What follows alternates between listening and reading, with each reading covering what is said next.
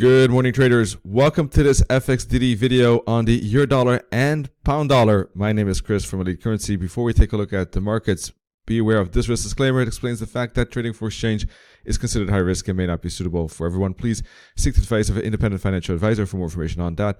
And this video is for informational and educational purposes only. If you're interested in joining the live webinars, check out these two links. Top link for live trading webinars and bottom one for live educational webinars. And as always, of course, the FXDD YouTube channel. Subscribe to that so that you can see all of the videos, the analysis, and of course, the recordings of the webinars.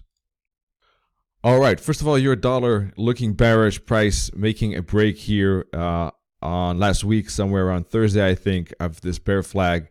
Good momentum, then another bear flag and a bounce here, as you can see, for a continuation lower, and price basically making a kind of an ABC props correction. But in any case, this is a strong resistance zone at 111, and indeed, after a double top, price moving lower. I think this is looking like a very bearish territory, and I think there is some good space down to 110 for the moment, which is one of the main targets.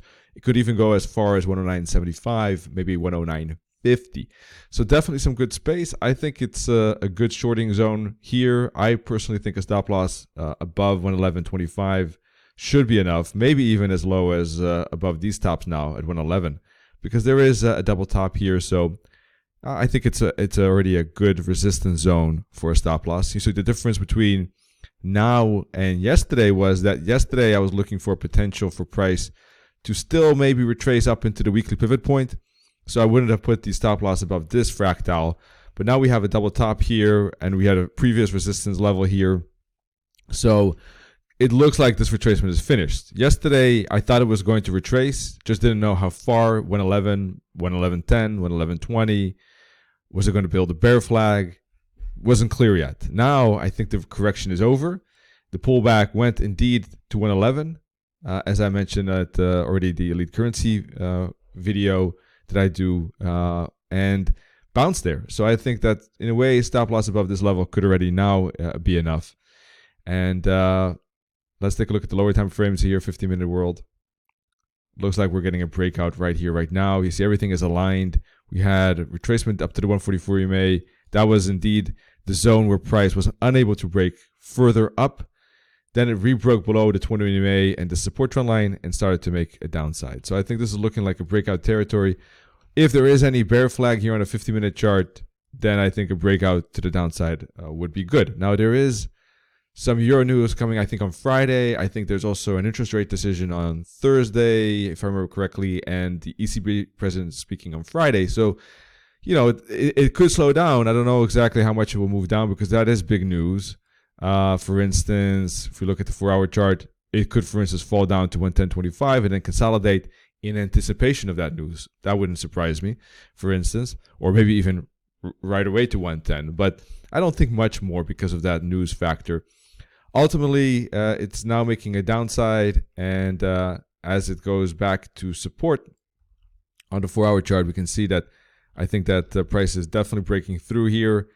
I think there's a space to 110, and that could be a good zone as well because of this support zone right here, and it could be making some kind of bigger ABC patterns for those that like Elliott Wave.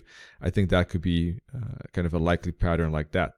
So basically, overall bearish, good breakout, good space, I think. And yeah, there seems to be a good breakout towards 110 potential here. And that could be a bouncing spot, of course, for upside again, depending on the news at the end of this week. Otherwise, on the daily chart, yesterday was a doji, but the day before was, on Friday, was a breakout, strong bearish candle. And that's the second break below the 20 EMA.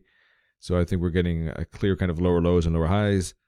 And looking so far like price can retest that support zone. Overall, though, this particular price action might indicate a bigger reversal, which is why I think that this zone here could be a bouncing spot for upside again, because I do think that there could be a larger kind of reversal pattern taking place on weekly and monthly charts. All right, let's take a look now at that pound. Pound dollar is, I think, still leaning towards an A, B, C, and this probably part of a D triangle pattern, then down for E, and then perhaps up if this is a bullish triangle at least.